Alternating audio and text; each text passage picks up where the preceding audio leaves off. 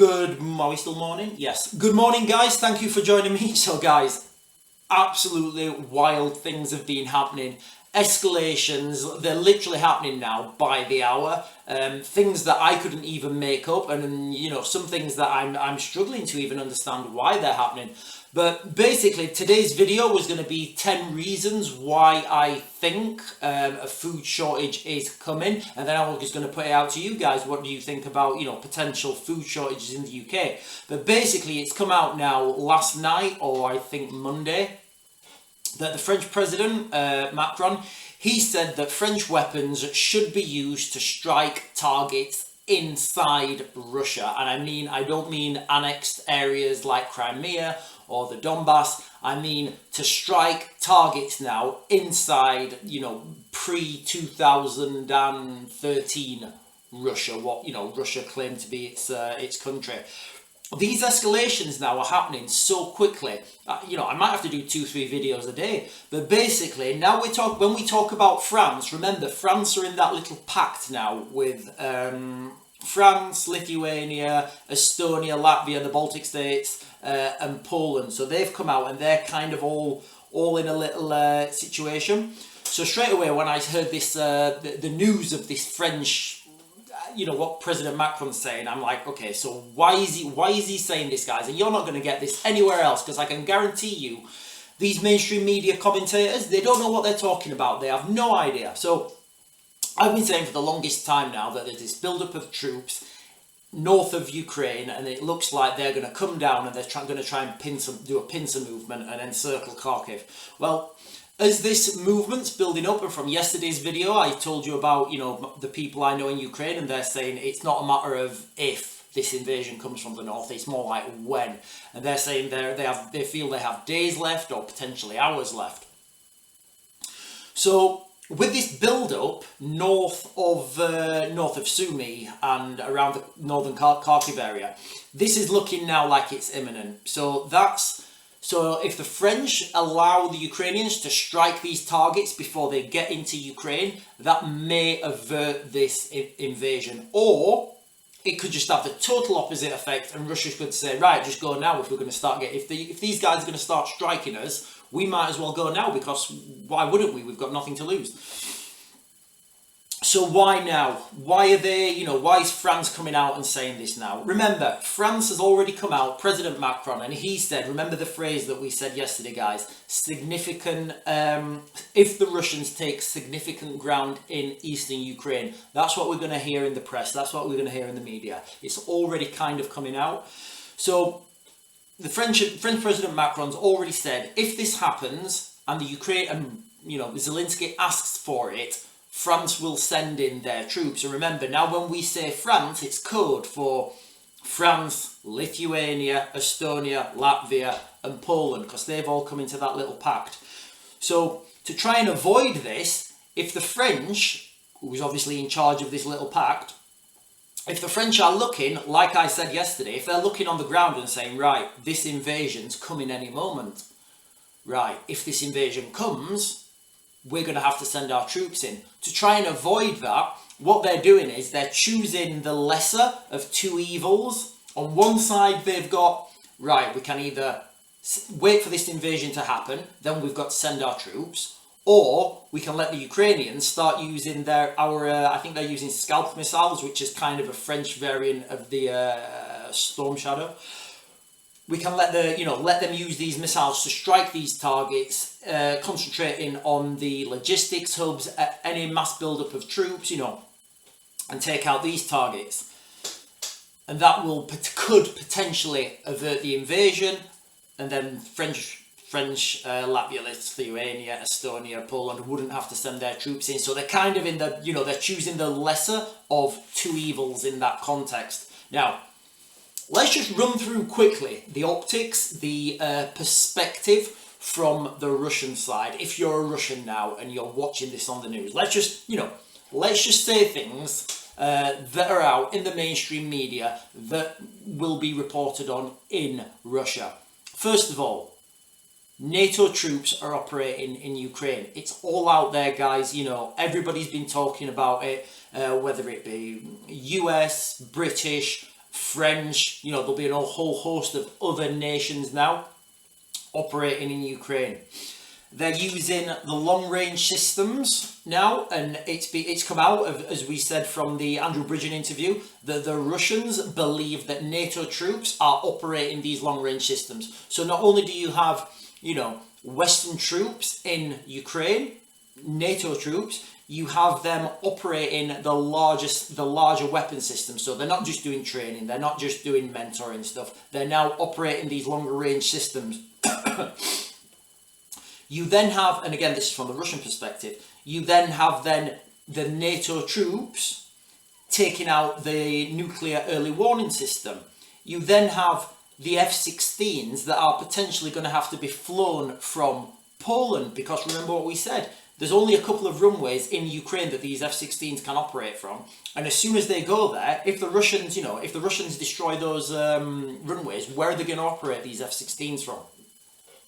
Now that brings me on to something that was said previously in the news about Poland considering giving air defence to Ukraine using their own aircraft. Guys, this is going to really murky the water, because who's going to know what nationality, what badge that F-16 has when it sets off, when it starts flying from Poland? And these things are going to become very murky, and it's very difficult for me to understand now, because there's so much these little footsteps, these little tiptoes. So Polish aircraft are going to be intercepting missiles coming into Ukraine. Okay, fine.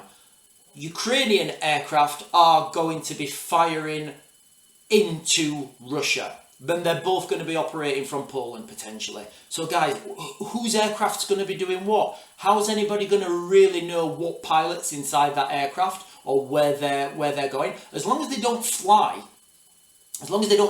over Russia proper and it gets shot down, you're never going to know who that pilot is, because they're going to eject, they're going to land in Ukraine, they're going to be recovered, and they're going to go back. So unless they can recover one of those pilots, the Russians, it's going to be very difficult to say that was a Polish pilot, that was a Ukrainian pilot. It's going to be very difficult. And these waters, guys, these waters are now murky. They've really been they're really murky. So, now France, which is also code for, Lithuania, Estonia, Latvia, Poland, has said they want to use their missiles to strike Russia proper. Imagine that from the Russian perspective. What are the Russians going to be thinking? What's the Russian population going to be thinking?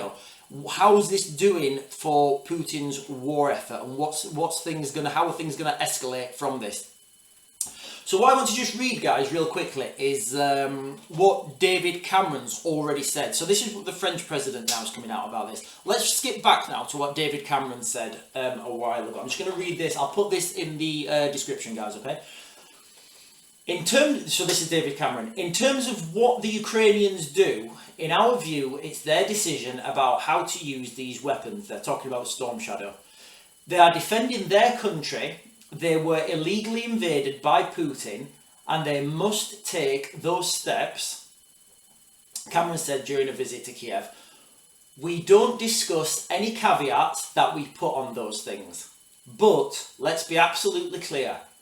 Russia has launched an attack into Ukraine, and Ukraine absolutely has the right to strike back at Russia." You can't disagree with that statement, guys, all right? What we're saying is escalation. You've got to look at these things now from the Russian side of it, because the Russian propaganda machine's working. The Russians they've got their own guys who are looking at this and thinking, right, how do we spin this? Not really much you can spin on that. So let's break it down then. The Brits have already said now that this is a done deal. These things are going.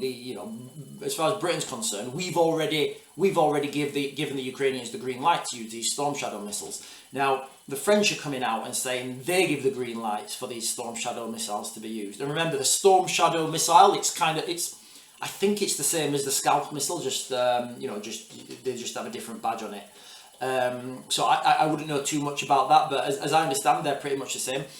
These things are going to be launched from the F-16s. So remember from yesterday's video, the F-16 is going to be the date that the F-16 is going to service, the date that they start using them to strike inland Russia. That's going to be a key date from everything moving forwards. And one thing, I'm going to give you a statement now, guys, all right? And imagine if I'd have given you this statement 12 months ago. Imagine if I'd have given it you 2 years ago, because this is absolutely wild. So let's look at the facts then, what we've just talked about.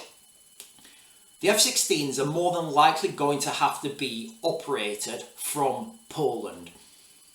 So we're literally going to have Poland doing bombing raids into Russia. That's the reality of the situation. That's what's going to happen, in the future. Now, can you imagine if I'd have come out and said to you this 12 months ago, that there's going to be bombing raids coming from Poland going into Russia using British, French Storm Shadow or Scalp missiles?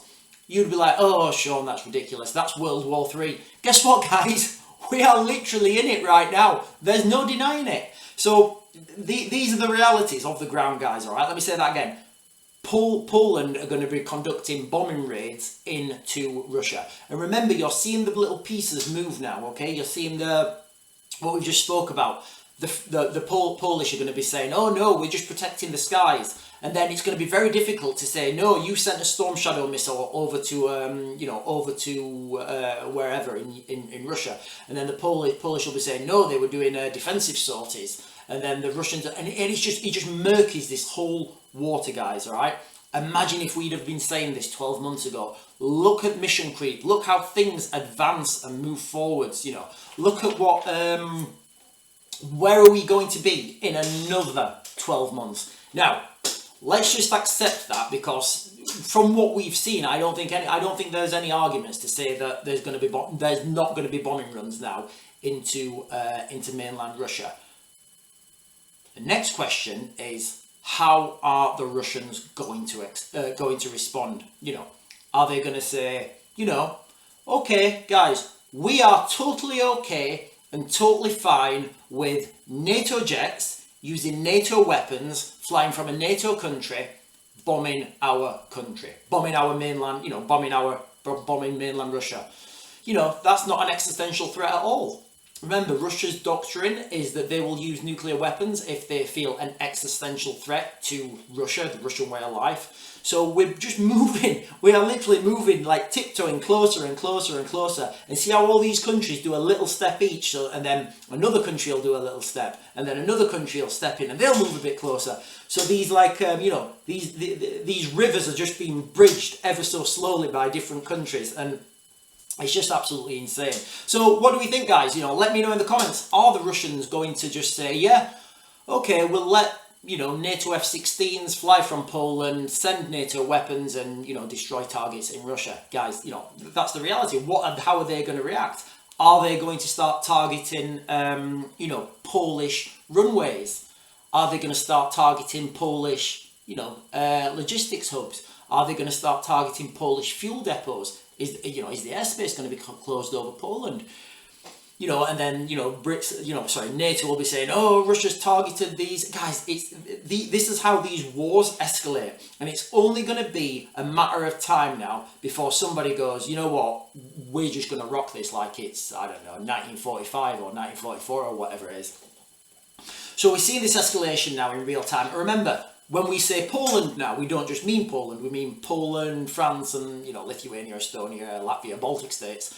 So it's kind of each one of those countries, you've got to those 5 countries, you've got to bond those together, because they'll all be moving together. And then other countries will join on, and there'll be all sorts of stuff, but we're in motion now. And remember remember the timeline that we was given by Andrew Bridgen, that this will be declared in, what did he say? I think he said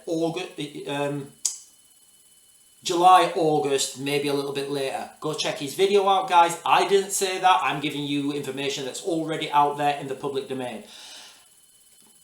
The escalations that are happening, and they're literally happening now, guys, on an hourly basis. I mean, I'm too scared to look at my phone because I've just had 2 messages come through, and I may have to do another video on it. But, these things are moving forwards now. We don't really have a way back.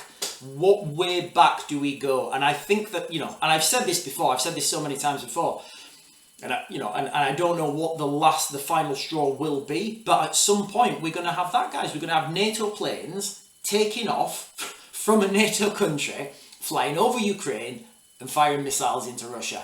It's absolutely insane. And then how are the Russians going to react, guys? All right. There's already. Let me see if I can find it. There's already. Hang on. No. Is that one? No. Is that one? Ah, yeah. So there's already, they're already talking in Europe about Russian sabotage, and the Russians doing sabotaging key structures in Europe. I've said this for the longest time, guys, okay? It's not going to be done by these Russian spies who, yes, I'm Yuri Bond.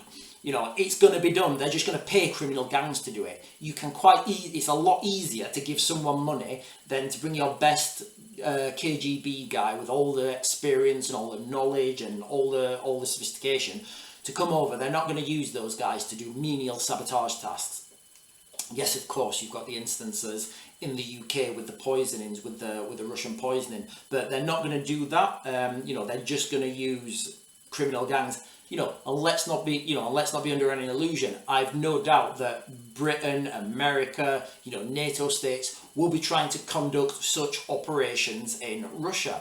It's a new phase of warfare. It's called soft warfare. So let me just read the article here quickly, guys, because I want to do a separate video on this. World War III fears explode as Russia's plot to sabotage, remember I've been saying that for quite a while, Europe is laid bare. Incidents across Europe have been identified by security officials as covert operations being led by the Russian military intelligence agency. And then it goes on to, list some incidents that have been identified. Look what's happening in the UK, guys. We are already a target. We've been a Russian target from day one, week one. All right. I think the water supply, I've said it so many times, I'm not going to go into it. I'm going to say arson. I'm going to say all sorts of stuff that hinder our ability to function. Because the more we have to put into these things that give us the ability to function, the less we can put into other things. So that's the reality of the situation today, guys. All right, absolutely insane stuff happening. Let me just say that one more time, guys. All right, we're gonna have at some point this year NATO aircraft leaving a NATO country bombing Russia. It's absolutely wild. Imagine if I'd have said that, like 12 months ago. And if you think from what I've said that that's not the chain of events that's happening now, that's laid out in front of us, those are the chain of events that's laid out in front of us. I don't feel I'm making anything up there. I feel the Russians have already said that they're going to bomb the runways where the F-16s are going to fly from. So where are they going to fly from? Where are they going to fly from? They have to land somewhere. They have to land somewhere, they have to be serviced, they have to have mechanics, they have to have the right type of fuel. All this sort of stuff is very vulnerable. So you can't do that in Ukraine if they're getting bombed. So you have to bring them back to a safe country. Where's the nearest safe country with the capacity? Poland. And all these, and all these dots, all these little footsteps are all joining together now. Poland have already said, they've come out and said, oh, we want to use our fighter jets rather than not intercepting these missiles that are coming in. We want to intercept the incoming missiles. So that means that Polish jets are now going to be doing defensive sorties over Ukraine. What's going to be the difference between a defensive sortie and one of these defensive sorties firing a long-range missile? I don't know. Maybe that's not going to happen. Maybe I am totally wrong, and maybe this is not mission creep. Let me know what you think in the comments, guys. I'm just conscious I've been going for quite a while now, and I still want to do this food video about food security in the UK and how I feel things are moving at the moment, and we've had some. I'll do a separate video on that, guys. All right, but I do feel food security is coming. But also, right, guys, the water system. Make sure you've got some water, a little bit of water, a lot of water. Take it on board yourself and take ownership over your own security. Guys, that's it. I'm going to try and do another video later today. Let me know what you think in the comments, and I'll speak to you guys later.